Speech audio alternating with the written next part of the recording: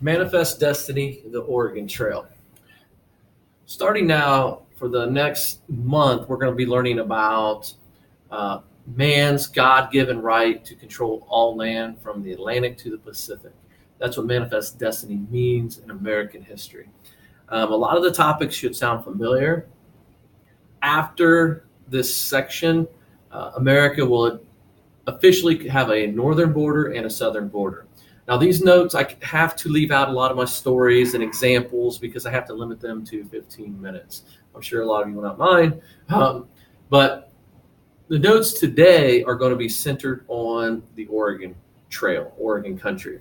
That territory becomes settled with just a few people, and as it becomes more developed and more organized, more people are willing to risk their lives and go to Oregon country. So what I'd like you to do, follow along with me on the notes. I'll go from slide to slide. You fill in the note packet. At the end of the notes, there is a question.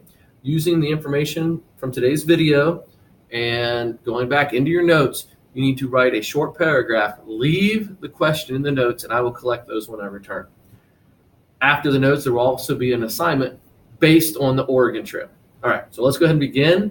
Again, the notes are going to be less than 15 minutes. So, Oregon country is disputed territory. You'll see it's that light green area. There are 4 countries that claim Oregon. There's us, of course. We had Lewis and Clark there. There's Spain, there's Russia, and Britain. Britain is going to claim the territory, and we are going to claim the territory and eventually agree to joint occupation. That is very important. We actually sign an agreement saying that we are going to live peacefully together in the same region. Chances are that will not work. So you can see where the United States ends. At some point, we have to secure the rest of that border. So picking up from the United States all the way over to the Pacific Ocean. Okay. How do we acquire the territory? A lot of it starts with us having people there already. In history, they call these mountain men. There was a movie based on this called Jeremiah Johnson, I believe. Know if you're a mountain man, your life is going to be about fur trapping. These people are going to go to the territory, they're going to make a living, and they're going to work with Native Americans. But while they're there, they're also mapping out territories so other people can go. And the big accomplishment is, a break in the Rocky Mountains. You cannot go to the Pacific unless you have somewhat flat territory to travel on. Jedediah Smith becomes famous for this. There's some great stories about him being I would say if you want to do any more research on that, just look it up on Google. He is somebody who is going to open up settlement for us by discovering the South Pass. The South Pass is that break we need to help, kind of finalize the Oregon Trail. All right, now, who in their right mind would go to Oregon after you heard the stories and the difficulties? Again, read about the Donner Party sometime. These people take a wrong turn on the Oregon Trail. I'll play a video on it. And the next thing you know, everybody's lost. The video will also be attached to today's notes. So people know what they're in for. We've played the video game. It's not an easy journey. One of the groups, the Whitmans, the Whitman mission, again, it's a mission, so it's for religious purposes. It's a stop along the Oregon Trail. These people, their goal is to ultimately, convince Native Americans to become Christians. But they also allow, people on the Oregon Trail to stop and rest and, repair wagons and that kind of stuff. Well, the Whitmans, encountering of tribes, eventually allows them to pass diseases onto these tribes who have never been exposed. And of course, the kids start to die. Now, if you're a Native American, you think to yourself, my kids are healthy. Great. These settlers stop in, they start talking to my kids start to die. So your reaction is, defend your family. The Native Americans massacre this religious family and the people living on their mission. So these people who went west for religious purposes have all been massacred by Native Americans. That story gets back to people, thinking about going on the Oregon Trail. They still go. People hear about the Donner Party. They still go. What's the motivation? The risk? Wealth. You have a new opportunity at life if you make it to Oregon. There's farmland available. Some of those first people there would have received like a square mile of land.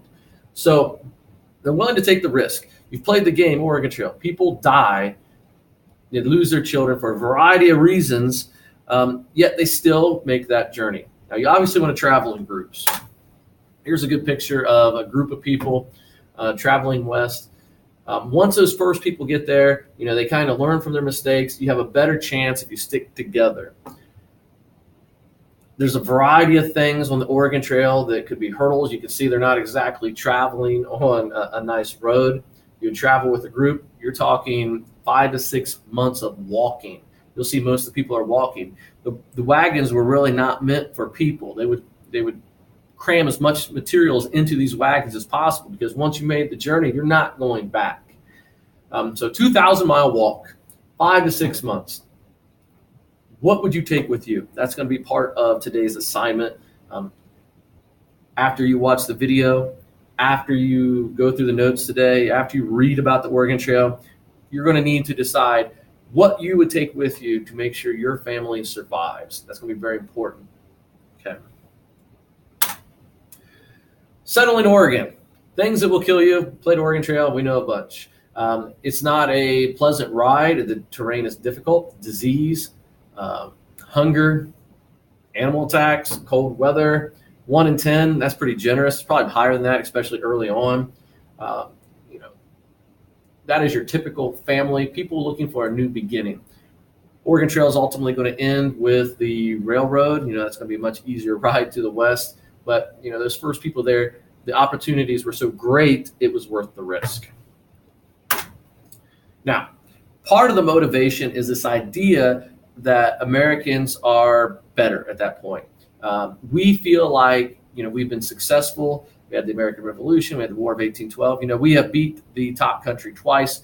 We can do better with the land than anybody else. We should control all land from the Atlantic to the Pacific. Who will fulfill manifest destiny? That man's name is very, very important. We'll be talking a lot about him. Like Andrew Jackson, he's another person that I really enjoy talking about. And I wish I could be here to give you more details about him. But you can always look up more details if you're interested. Atlantic to the Pacific. We will do better with the land. It's called manifest destiny. Americans' right to control all land between the oceans. It originally started as a statement in a newspaper. And, you have to have reasoning. You're going on to other people's territories. What is your justification? You'll see those bullets at the bottom. America had a right to expand across the North American continent. That's kind of arrogant of us. But, at that point, we thought our ideas were better. We thought we would do better with the territory than anybody else. Expansion necessary to support a growing population. That's a little iffy. We have plenty of land in this country. There more than enough territory even today. But the population is increasing. But it's not nearly as high back then as it is today. Plus, we have this idea of democracy, representative democracy. We can take our good ideas to these people who have really bad ideas and make them better. Sarcasm. But, that is just the way the country is going. We are very successful. Manifest destiny, God-given right to control all land from the Atlantic to the Pacific. And this cartoon is a very famous cartoon representing that. The angel is us, and the bright, nice, sunny side with the wagons and the farming and the railroad and the bridges and the boats. That's America. That's the East Coast, and you'll see everybody in America is kind of walking west, following that angel. The natives are leaving the bright area, going into that dark, miserable area. That is, dark and miserable because we're not there. As that angel moves into that area, we bring those great things with us. So we will make everybody better. Are there people living in that dark territory? Absolutely. It's controlled by Spain. There's a heavy Mexican population, Native American population. There's other people already there. There's communities already developed in California and these territories. But as we move west, we bring that wonderful stuff with us, according to this cartoon. It does a great job of highlighting the idea behind the terms manifest destiny. Okay.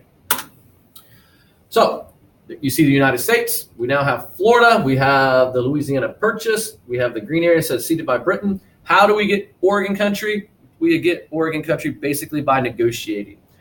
We have Texas, talk about that later. That'll be our next section of notes. We have the Mexican cession, talk about that later. That involves war. All that is part of manifest destiny. Who is the man responsible for getting the green area and both of the orange areas? Okay, right there he is. He's the middle picture. James K. Polk is going to run for president. He has some great nicknames. They call him Young Hickory. Sometimes, obviously, his personality like Andrew Jackson. They also call him Napoleon of the Stump, a reference to Napoleon. He was great at giving a speech. He would show up in a community and he'd stand on top of a stump and he would rally everybody around his words. His campaign slogan, 54, 40, or fight. Imagine voting for somebody who is literally threatening another country in their campaign slogan. What he's saying here is we want to secure the northern border no matter what.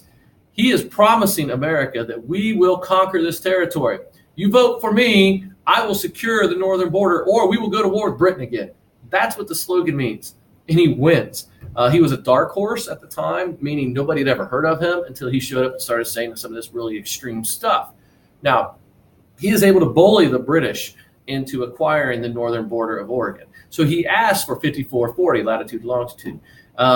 He did not want joint occupation anymore. Now, him saying a high number ultimately leads to a compromise, a negotiation, and it eventually secures what we know as the northern border of America. And it takes that line that is United States and extends it all the way to the ocean. So James K. Polk, through just threat in negotiating, is able to secure the northern border. We now control land from the Atlantic to the Pacific. But just that northern part, he has to secure the southern part. This man was very successful. He's kind of a president nobody's heard of because just like Andrew Jackson, you had a lot of people that loved him, but there's also a population that despises James K. Polk. But I'll tell you, he's the only president in U.S. history to accomplish every single goal that he said he would do when he ran for president in 4 years. He was so good at his job, after 4 years, he stepped away and said, I'm done. I don't need to continue. There's some great stories. Next class, I'll have a music video for you to listen to on James K. Polk. Ask Mr. Wolf about it. He loves that song. Moving on. Our extended response question. In a short paragraph, explain the impact of the Oregon Trail on manifest destiny. Your response should describe the reason for going, hardships faced, and the influence of the route on future U.S. expansion. I know you have to write small. Do not cut that piece of paper out. Keep it safe. I will give you points for that when I return. After you respond to the question, you need to watch the video that I have attached related to the Donner Party. You don't have to watch the entire video, just a small section. Imagine hearing this story. You're getting ready to travel on the Oregon Trail, and you hear this story about the Donner Party. Would you still go to Oregon? Okay. Now, after you watch the video, I want you to open up the attached assignment on the Oregon Trail and work on that assignment. I will grade these from home. Good luck. If there's anything in today's notes that you need to transfer over to the review sheet, make sure you do that. And I'll give you time at the end of the month to go through and update that review sheet. We'll be having a test by the end of March, or right at the beginning of April. If you have any questions, Mr. Scheider, he knows a lot of history. Ask him. Also, you can always ask me questions online. If I happen to be online at the time, I'll answer it right away. If you really want to answer quick, just email me your questions. All right. Good luck.